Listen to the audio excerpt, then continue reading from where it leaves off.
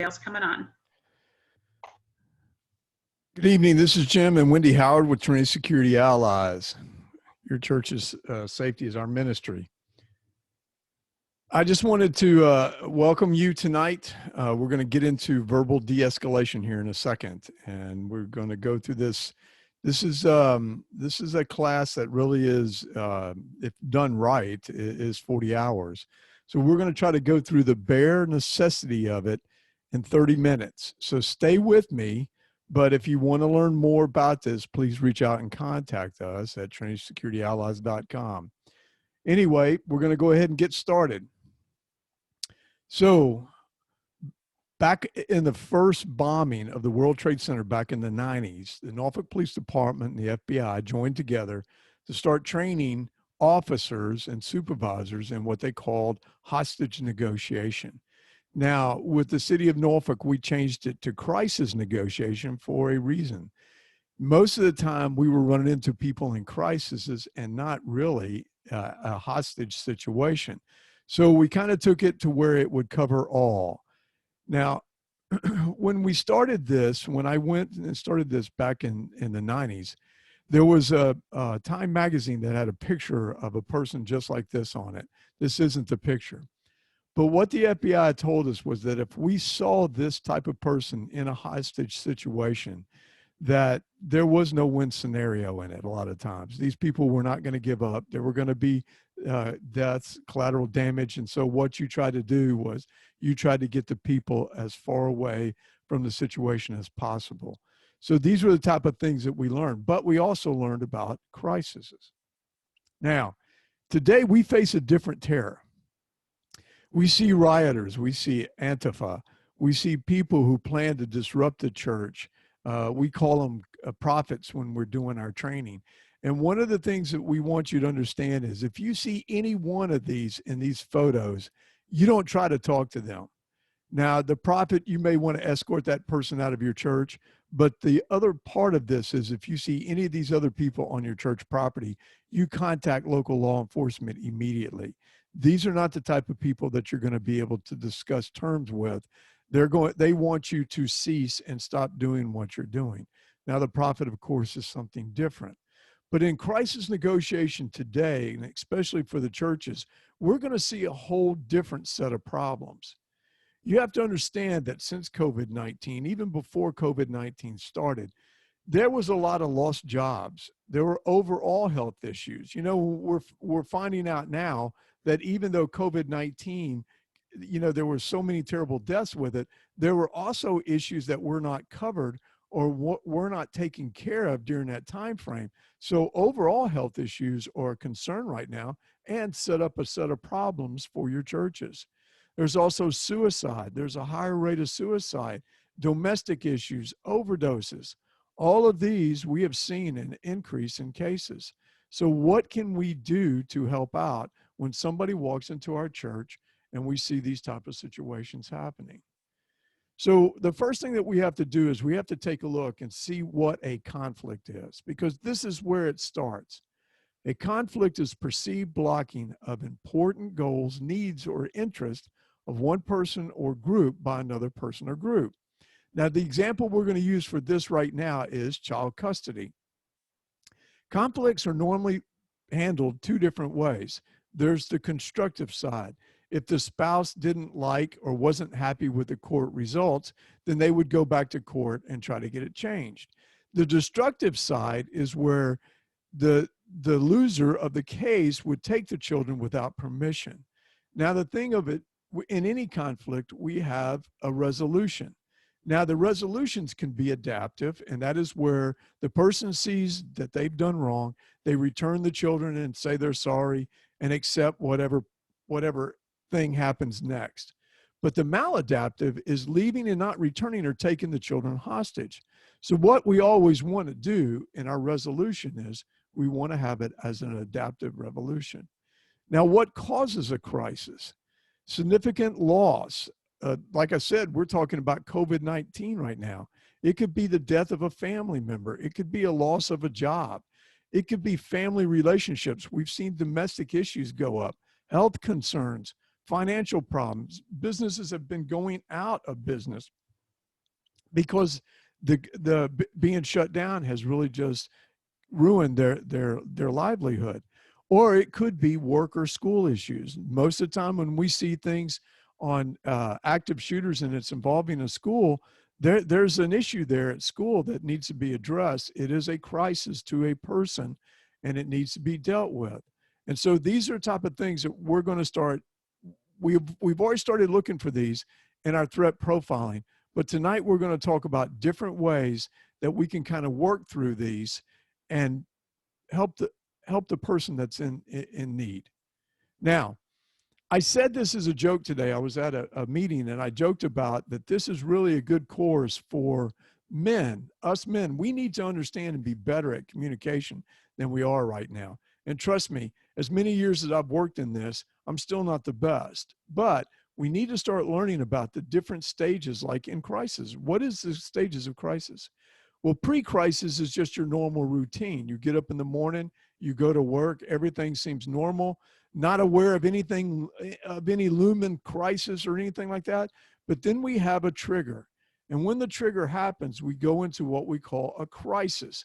And that is high emotions, low rationality, and the inability to cope with a problem that is perceived to be a serious threat. Now, when we say serious threat, it's a serious threat to the mental health. It's a serious threat to the person, maybe the finances, but it is very real to them. And sometimes during these times, law enforcement may be called to intervene. The third stage of this is when we talk about accommodation and negotiation. And this is when a person starts to recover. They start to work through their problem. They start to look at it that they can work it and solve it. They start to think clearly about the issue and how to handle it. And then we end up with the resolution. Now, in the resolution, that is the working out of an acceptable solution, thus ending the crisis. The final stage results in the person experiencing renewed equilibrium and stability. And so these are the things that start the crisis. And what we're going to talk about is how we should try to handle the crisis. Now, the general mindset when we get into negotiations, and this is especially in the police department, we establish communication and develop a rapport. We try to buy time. Time is always on our side. We try to diffuse the intense emotions by being calm and talking to the person who is having this crisis. We try to gather information on that person, especially if that person's married. Where are the children? Where is the spouse? And then we always work toward a peaceful outcome. That is what we try to do all the time in law enforcement. Now, the way that we get to that part, the way that we kind of make it toward that peaceful outcome is that we go through the behavioral change stairway model. And this is the 5 hostage negotiation techniques. And we're going to discuss briefly each one of these so you can kind of understand how you can use it today and you can help in any type of crisis situation that you may run into at your house, at your church, at your work, something like this where people are able to get through these crises. So the first one is active listening. Now, most people in a crisis have a desire to be heard and understood. Active listening attends to these needs and is critical for developing a relationship that will ultimately lead to behavioral change and crisis resolution. Now, active listening skills are an essential component of the behavioral change stairway model and form the bedrock of crisis intervention. Now, if you don't understand this, what we're saying here is if we don't do active listening correctly, we're probably not going to be able to get to the next steps. And I can tell you the last step of a peaceful outcome is probably not going to happen. Now, we have these heuristics, what we call heuristics. They're mental shortcuts that help us make decisions and judgment quickly. It is an approach to problem solving that takes one's own personal experience into account. Your heuristics allow you to think through the possible outcome quickly and arrive at a solution that will work for your unique problem. These can be good or bad. And what I mean by that is when we get into the crisis, the person that has a crisis It is their belief that this is very real.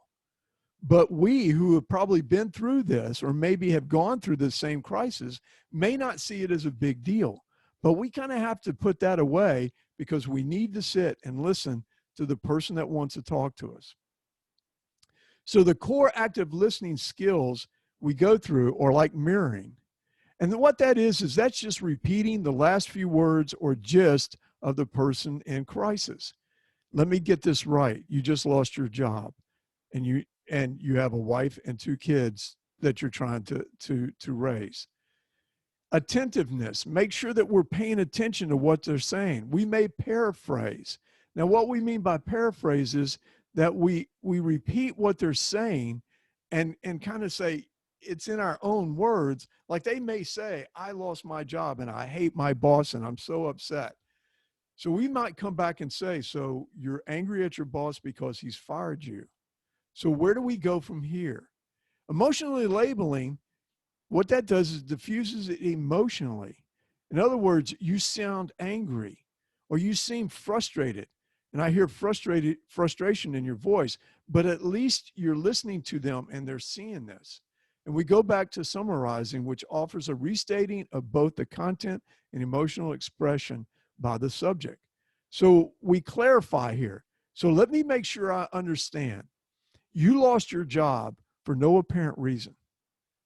And this really makes you angry. And I can see your point. I understand why you're angry. Other helpful active listening skills are effective pausing. Now, when I pause sometimes with my wife, she thinks that I'm finished talking and jumps in. I do the same thing with friends of mine and her also. But what we need to do is understand that there is a need for some silence. Because the thing of it is it causes the person to stop for a moment that you're talking to or listening to. And they now look at you for maybe some words, some peaceful words, something that may make them feel better. So we may come back after they've said all the stuff that they're complaining about, their problems, their issues, the crisis that is facing them right now. And we may look at them and say, tell me if I have this right. You are angry with your mother because she never showed you love. Or you sound angry about the loss of your father. Can you tell me more about that? Minimum encouragers. These are verbal clues to the subject that we're listening, we're attentive, and we're attempting to understand what the perspective of the person of their crisis. We may say things like, yes, right, go ahead, okay.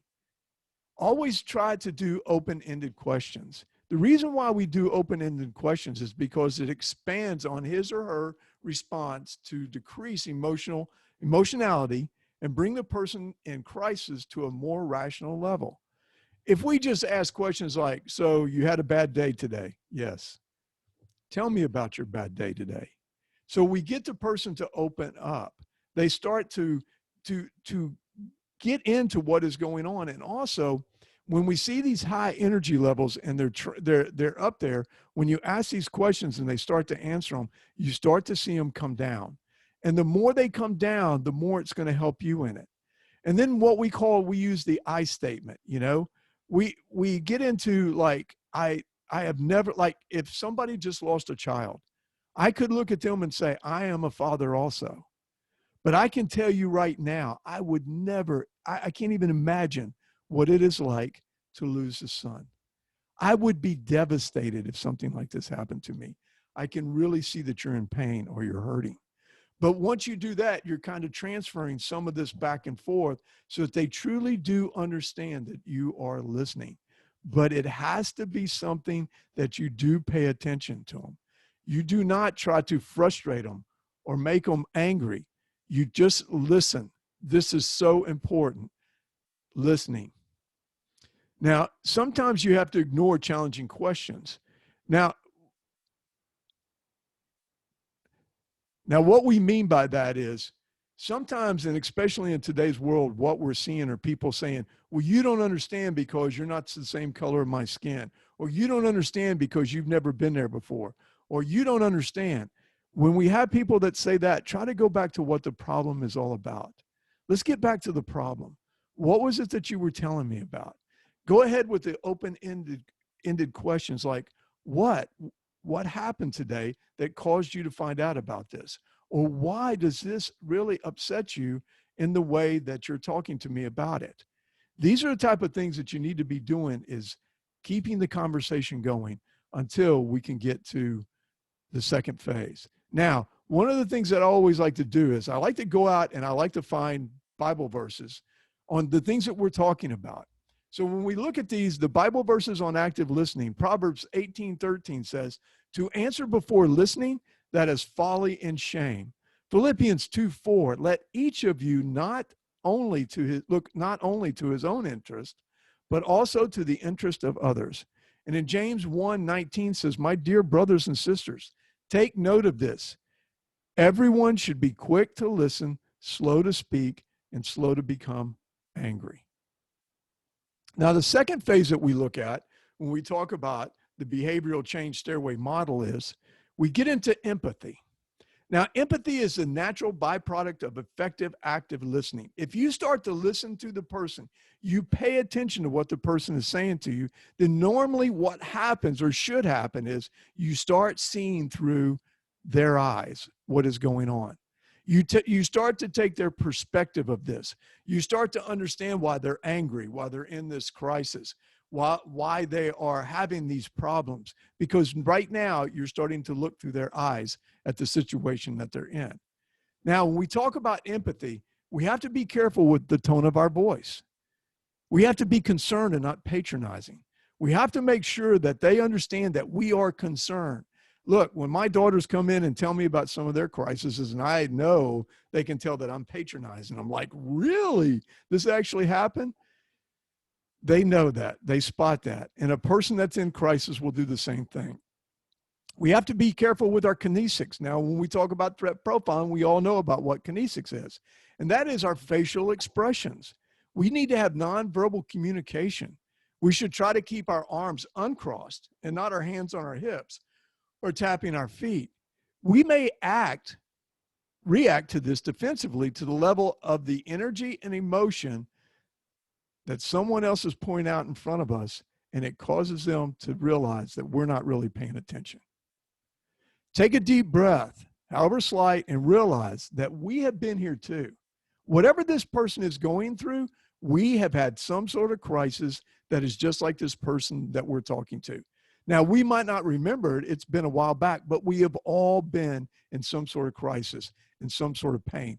We have felt incredible pain, overwhelming stress. And so we need to start looking at it in their eyes. That's what makes us human. And this is what, as Christians, we're supposed to be able to help these people that are in crisis. God is not going to put you in a situation where you're not prepared. He is going to train you. If you are in his will, if you get up in the morning and say, Lord, your will be done, he is going to help you out if you ever run into these situations. He's going to prepare you for that day. But what we have to understand is that we all have issues, and they're all real to us, where other people may look at us and not feel like they're real. We have to focus on that feeling. The reaction may not appear to be logical. I don't understand half the things sometimes that my daughters are talking about. One's 19 years old and I don't understand it. My 14-year-old, I really don't understand it. But their perception of it is as real as the air we breathe.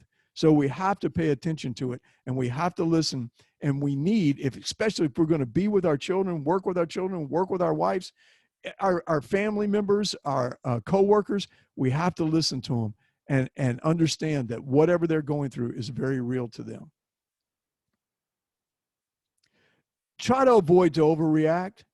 I mean, I know that it's going to be difficult, but if a person comes to you and tells you something that's going on in their life and you overreact to it, they're not going to want to talk to you anymore. So please try to be compassionate, especially as a Christian. If your best friend walks up to you who's a Christian also and says, I just had an affair with one of my friend's daughters, try not to overreact. I mean, yes, it may be disgusting. It may be something that you can't even comprehend, but they have come to you seeking help. And this is a very serious situation. And it could be between you helping them out or them doing something that they would regret for the rest of their life, and you would regret because you turned it against them and not helped them with it. There are family members that they may be talking to that has turned them away, and you may be the only one. They're not thinking rational. If they are angry, it may be difficult to tell them just to calm down. Please, that is one of the things that you really don't want to do. Whenever you've been angry, don't look at, you know what it feels like if somebody walks up to you and says, hey, just calm down, calm down. You know how you overreact. We all overreact. Don't do it. Show the empathy. So when we talk about empathy, we also have Bible verses that cover those, because empathy is a part of judgment. Do not judge these people. Matthew 7, 1 and 2 says, do not judge or you too will be judged. For in the same way you judge others, you will be judged with the measure you use. It will be measured to you. Romans 14, 12 through 13 says, so then, each of us will give an account of ourselves to God. Therefore, let us stop passing judgment on one another. Instead, make up your mind not to put any stumbling blocks or obstacles in the way of a brother or sister. In other words, if you can help them, you better step up to the plate and do it. So don't overreact. Start listening to them and start to see it through their eyes. Understand what empathy is all about. Now, the third stage that we get into is rapport. And rapport is very important because the first two things that we've been doing, we've been active listening, we've had empathy for the person that we're talking to, and now we have the opportunity to start getting involved in this. And I mean really getting involved, because now the conversation has really been one-sided. You've been doing the active listening, but you've been empathetic, but now we get into the rapport. And this is very important, because right now you can start seeing whether or not you've been paying attention or you have not, because you will start to agree without possibility without conceding. Look, if somebody has done something wrong, you can't look at them and say, hey, that's okay, just keep on doing it. You remember, you can pray to God and he'll forgive you for your sins. No. We have to take a look at it and see where the fault, not the fault, but where the sin is, and start to talk about how to handle the sin. It reduces real or perceived differences. If I look at a person and I say, hey, whatever turns you on, whatever gets, makes you happy, that's really not what it's about. We need to make sure that these are real things that we're talking about, real proof. And we try to find a common ground, because if we're too hard on that person, if we come hard on that person, we may turn them off and we may shut them down, and now they don't want to talk to us. So when we talk about rapport, once again, here's some more Bible verses. 1 John 4:18, there is no fear in love, but perfect love drives out fear, because fear has to do with punishment. The one who fears is not made perfect in love. Colossians 3:13 and 14, make allowances for each other's fault and forgive anyone who offends you. Remember, the Lord forgave you, so you must forgive others. Above all, clothe yourself with love, which binds us all together in perfect harmony. And then 1 Corinthians 13:6 through 7, love never gives up. Love never loses faith. It is always hopeful and endures through every circumstances. So one of the things I kind of want to say also on this is that when this happens, in the crisis negotiation part, when I was doing it with the police department, when those things happen, it was one of these things where I would go out on a call, I would talk to a person who was having issues, and by the time it was all said and done, I might never see that person again. Once we got that person out of the house, we got that person help, all these different things like this, I would probably never see this person again. What you don't understand in situations like these, this is from the cradle to the grave, because you're going to see this person or know this person for the rest of your life. And if this person is a Christian, you're going to know this person for eternity. So you better start making plans right now to get along with this person or help this person. So this is what we try to do. So now we get into the next step. We've been active listening. We've been paying attention. We did empathy. We saw it through their eyes. We've now got to report to where we can start saying things and come up on common ground. And now we should be allowed to be able to do influence. Now, when we talk about influence, it's establishing a good relationship. You've earned the right to recommend a course of action. Now, when we talk about that, what that means is I have sat and listened with this person. I may have prayed with this person. We have talked about it. We've cried together and all these different things like that. So now, because they have come to me or come to you for help, you should be able to do some influence. So here's the question: what is your influence? Both parties work toward a solution that is nonviolent and realistic. Now, the reason why we say this is nonviolent is that when we have issues or situations of domestic violence, we need to get some help here. And plus, you also may need to contact local law enforcement. You have to understand. But it also has to be realistic. I do this thing when I talk with my guys on Monday night, because when they come into the Monday night group, a lot of times they're coming in seeking help. They need the help and they want it right away. Well, God isn't a fast food service. It just doesn't happen that way. Yes, he does answer prayers. Sometimes he answers prayers really fast. But when you've got yourself into a situation, there's going to be a little bit of a work before you can get back to where God is really wanting to work with you. And so there's just a couple of things that I tell them that they need to do. The number one thing I tell them to do is that when they get up in the morning, to put YouVersion on their phone, it's a Bible app, so that they get up in the morning and the first thing that they look at is the verse of the day. No matter what it is, it starts the day off with Christ. It starts the day off with God.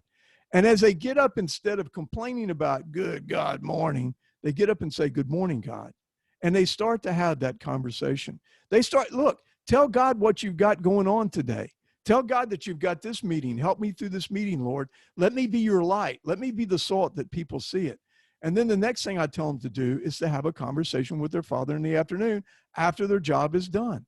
To sit back and think about the day. God spoke to Adam in the cool of the afternoon in the garden. That's just amazing. So have that conversation with him. Have a conversation, not a prayer while, oh, Holy Father, and things like this, but just have a conversation. And then at night, read some sort of study. So that the last thing on your mind is about our Father and Christ. Get those things down, those four things. You do those, and you'll start to see a change. You really start to see a change. And this is something realistic. If I look at a person and I say, I need you to read, Genesis, Exodus, Leviticus before next week, it's not going to work. It's not going to happen. Make it realistic. Take small chunks and get them on the right page. Start to influence them. The Bible verses on influence, Proverbs 27:17 says, iron sharpens iron. So one person sharpens another. Philippians 4:8-9, finally, brethren, whatever is true, whatever is honorable, whatever is right, whatever is pure, whatever is lovely, whatever is of good repute, if there is any excellence and if anything worthy of praise, dwell on these things. Look for this person and try to help them. See that they're a child of God. See that they're an heir to the throne. The things that you have learned and received and heard and seen in me, practice these things, and the God of peace will be with you. You need to make sure that you can get them to understand that God is with them. This is a part of your influence.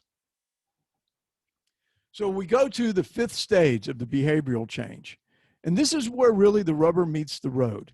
If we've done everything that we should have been doing, we should be able to get into some behavioral changes. Now, this works, like I said, in relationships and things like that. Now, sometimes this may be a two-way street. When we're talking these things out and we get to the final stage and there needs to be behavioral changes, we need to examine ourselves also when we're looking at this, because we don't want to put something out here that we can't do. So when we look at these, we see a positive relationship between our parties now. We start to see this, okay? And the person will listen to the intercessor's suggestion. If it's a Christian issue, I would tell them to go to small groups, especially if it's involving domestic, the husband and wife, or go to a men's study. But we want to make sure that we didn't move too fast through the initial stages, that we did all the active listening. We listened to them and saw through their eyes what their problems were. We had a rapport going with them. And then we started to influence them. And now we're able to help them with a behavioral change. You should start to see these changes in the person as the time goes by. Like I said, this isn't a one and done. This isn't where you just give this guy some help, especially if he's at your church, or especially if he's younger than you and looking at you as a mentor. You need to understand that's a huge responsibility. And I pray that you pray that God will help you through these, because I used to always be looking for the mentors, and now I've kind of gotten older and people are calling me mentors. It's kind of scary because I really didn't want that responsibility, but God has put me in these positions, and these are the things that I'm going to do. And we have to understand that it does not end today. It is not going to end today. It's going to be forever. We try to set some limits, but limits are not the same as giving ultimatums. Now, I told you about the 4 things that I tell my guys to do. Or any guy that comes to me that has an issue or has a problem. I also have other things that I might tell them to do. But if they come back, like I'll give you an example. Some people they look at me and they say, well, God can't love me because of my sins. Well, you don't understand grace. And I'll recommend a book, Max Lucado, Come Thirsty. Now, in 2 weeks, if I see them, because most of the time, the first week after I tell them to go read this book, they avoid me. So the next time I have an opportunity to start and talk to them, I say, hey, did you order that book? If they tell me they've ordered the book, they're moving in the right direction. But if they haven't even went and looked for it, then I know that they really don't care about what we have done. It's a two-way street on these things. We have to make sure that we're both in the same thing. The purpose of limits is to help, not punish. If I recommend this book, it's not to punish them. It's so that they will go and read it because it helped me. When I was having a problem with grace, I read this book and it opened my eyes up to what grace is all about. And now I understand how God can love a guy, especially like me. So when we talk about behavioral changes in the Bible verses that we look at, Proverbs 3, 5-6 says, trust in the Lord with all your heart and lean not on your own understanding. In all your ways submit to him, and he will make your paths right. Ephesians 4:22-24 says, you were taught with regard to your former way of life, to put off your old self, which is being corrupted by its deceitful desires, to be made new in the attitude of your minds, and to put on the new self, created to be like God in true righteousness and holiness. And 2 Corinthians 5:17 says, therefore, if anyone is in Christ, the new creation has come. The old is gone, the new is here. Understand that this is just something that I just did in basically 30 minutes that really is a full day to 2 days or 3-day class, because you really need to practice it, and you should start practicing this with your family. Start learning how to be an active listener. Start learning the empathy. Understand that your children's issues or things that are going on in their life are very real to them. The things that are happening with your wife are very real to them. Start to build the rapport. The thing of it is, one of the languages of love is just being, words of affirmation. Be able to be that person to build that person up, or just listen. Sometimes your wife just wants you to listen. Sometimes there's people in your church that need to talk to somebody, and God is going to take them to you, and you need to be the one that helps them out. Some of the resources that we use in this is crisis, hostage negotiation, current strategies and issues in a high-risk conflict resolution. It's by Gregory M. Vecchi, Vincent B. Van Haslett, and Stephen J. Romano. Now, we also used a couple of things from the Marine Corps Profile and Tactical Tracking, but also Crisis Prevention Institute has the top 10 de-escalation tips by Emily Ehlers. Now, I used a little bit of the Crisis Prevention Institute stuff because it is really good stuff. But the crisis hostage negotiation document that is out there that you can find, one of the things with it, if it's one of those nights that you have a hard time sleeping, this is a document to read. But there's a lot of good stuff out there. Talk to Me. There's a whole bunch of different things out there to where you can work on learning how to speak with people and being able to react with them and help them. We need to be listening, folks. There's a lot of people hurting out here, and we need to be the ones as Christians paying attention to them and seeing where we can help, because it's a scary world out there right now, and we need to be listening. So, Wendy. Yes, we have a question from Jane Shoemaker. What was the Lucado book he recommends to people? All the books that you've mentioned. When somebody comes to me, basically it's two things that they have a problem with. The first thing is grace, because they come to you and they go, "You don't understand. I've been married, 10 times or something like that." Doesn't matter. We don't care, and God doesn't want you to do it anymore, but he's more interested in your soul than you to sit there and completely cry and complain about it. So when they talk about grace, it's Max Lucado's Come Thirsty. It's talking about coming to grace, and like you can either drink out of a water hose or you can drink out of a fire hydrant. But God's grace is all about the fire hydrant, to be just drenched in it. It like I said, it was one of those books that I was having a problem with grace, and it really helped me. Now, the other problem that we see, a lot of these guys, they run full steam ahead and run their head in the walls continuously, because they just think that they need to be out here pleasing God, pleasing God, pleasing God, pleasing God. Well, we also recommend another book called The Cure, and not the band, it's The Cure. It's a book, and I believe the subtitle to it is "God Isn't Who You Think He Is, and Neither Are You." And that just talks about what God really wants you to do. And if a person really truly understands that what God wants you to do is to love him and let him lead, it takes away a lot of the anxieties on the people that you're around. And I will say this too, a lot of the issues that I see in the church is that people do this. They run 90 miles an hour and run their heads in the walls all the time and can't figure out why they're not happy, or they do not feel, satisfied. And I just keep telling them, you can't decide God will know your talent, and he's going to use it to the nth degree. So come thirsty for grace. And for people that just are very frustrated because life isn't what they thought it was going to be as a Christian, The Cure. Both of those are just really easy to read books that I recommend, and you can't go wrong with either one of them. We don't have any other questions. Somebody was blowing up the chat earlier. What was that all about? Somebody had difficulty hearing, but it was just on there, and I recommended that they sign off and then come back on. Oh, okay. And Jim Martell, wow, great stuff.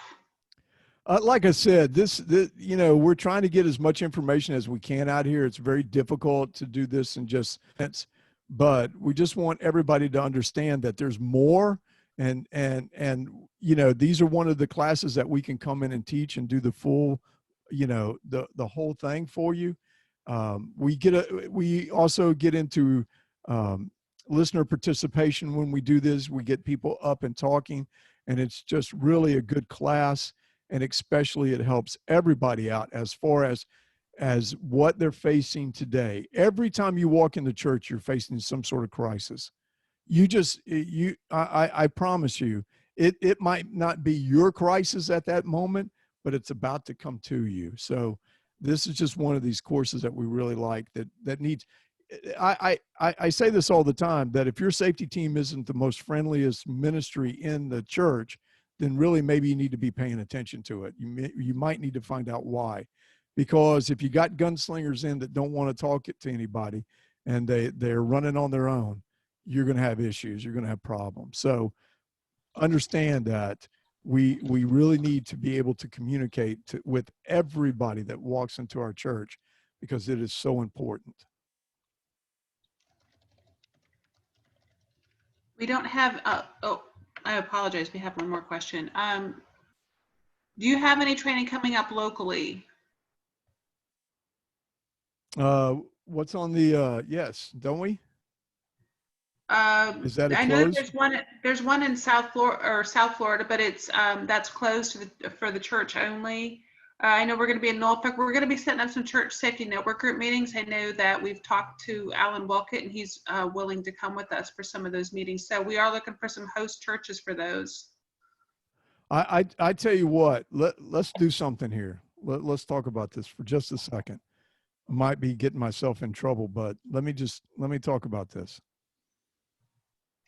We're coming up on the holiday seasons, and we're coming up on the biggest event, one of the biggest events at your churches, and of course that is Easter. We've got Thanksgiving right around the corner, and then we've got Easter. If your safety teams want Christmas. If your safety teams want to prepare for Christmas, want to talk about it, somebody reach out to us and just be the host church, and let's get out here and do some stuff. Let's get out here and do some work. We've got a lot of things that we're seeing going on around the country.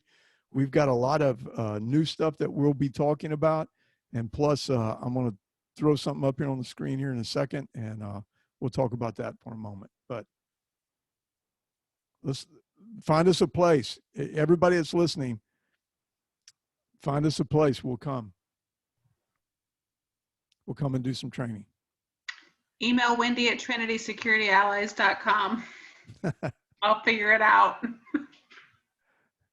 Yeah, I'm going to get beat up after this. I'm going to have to learn crisis. Hey, I need a crisis negotiator after this is over with. She's going to get mad at me. So anyway, she's not, but anybody else? We had a comment, somebody online, they actually had a friend that had a heart attack. They passed away, and he was actually able to utilize some of this training last night, being a paramedic. Wow. Man, we should get him on. Find out who that was.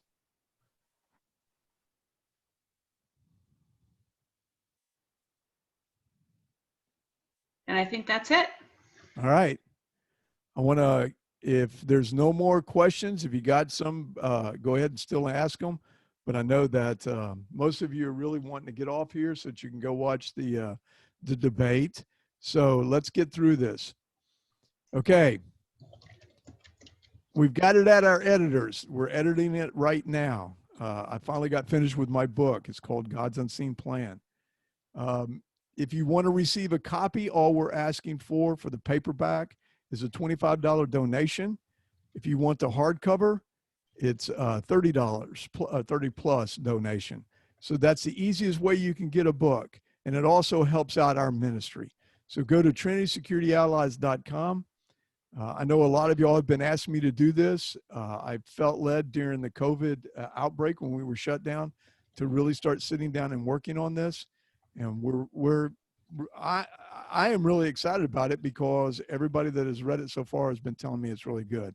I myself, I didn't, I'm my own worst critic. I don't know why anybody would want to read it. But like I said, the people that have just been giving it rave reviews. So I'm really happy about it. This book was written that if we lead one person to Christ, it is worth everything that we put into it. So if you want to receive a copy, we're hoping that they're going to be out around December. We're pushing the company to get them out by December.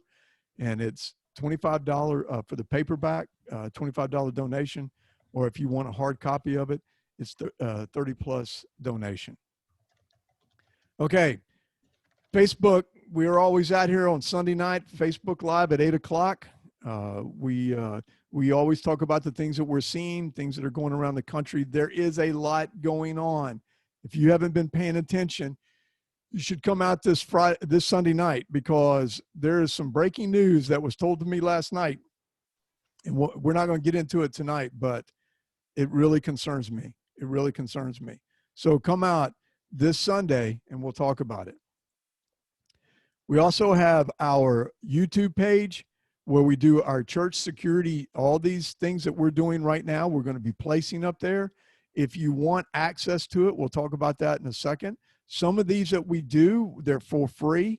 Some of the interviews that we do, but some of the other stuff that we've been doing, the training portion of it, we're putting up on the paid side. That is to help our ministry. That's the only reason we put it up there. So please understand that we're not trying to make money off these trainings. We're just trying to keep this ministry alive. because we just got finished with our conference. It was a fantastic conference. We want to continue to do those things every year. We had incredible speakers. It was unbelievable. We're also going to get a copy of that. We're going to put it out here on our YouTube page also.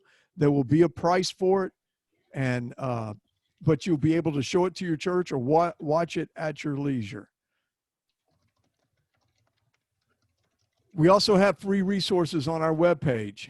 We have our PDFs that you can pull down, putting together a safety plan, developing a safety team, carrying weapons in the church, and Sunday morning what to look for. We need to work on a few more of these so that we can help everybody out, but this is good stuff if you just want to get started. We have a lot of churches that are asking, how do I get started on it? This is an easy way to start reading. It's easy reading. It's not a lot of documentation that would take you days to read. You can sit down and enjoy it and learn a lot about how to put together a safety team. We also have our online membership program. If you sign up today to access our online church safety training libraries for just $25 a month. This is live online training that you can access at any time and share with your team. A membership will give you a ticket to our annual church safety and liability conference. A membership supports the ministry, and all you got to do is go to trinitysecurityallies.com membership for more information. We also have church memberships. Now, church membership is $125 a month, or if they pay for the year, it's $100 a month. So these are things that get churches training. We will come out and do 2-3-hour trainings for a church or a full day training for the membership. Plus, it gives them 5 tickets to our conference.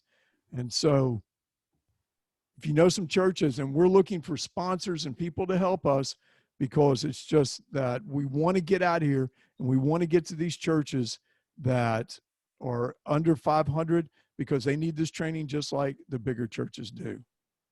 And Jim, we need to mention that those church memberships are not just for Florida. We have members in Wisconsin and Iowa, and we're going to be back up in Norfolk again. So that is not just for Florida. Yeah, we go all over the country. Understand that. We've been blessed.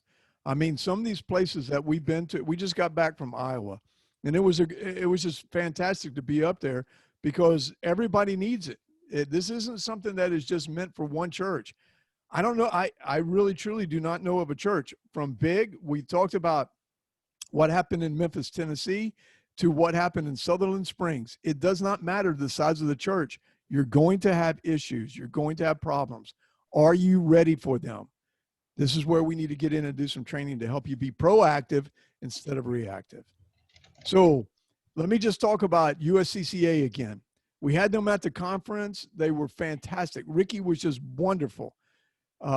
They are coming out with some new stuff. This is going to be some exciting stuff. We'll get into it later on when we have all of it together. We're going to do a whole night talking about it. But if you're out here carrying a concealed weapon, you don't even have to be carrying a concealed weapon. You see how the world is right now. And if you have to defend yourself, no matter what, they cover you for defending yourself. So if you think it won't happen to you, it will.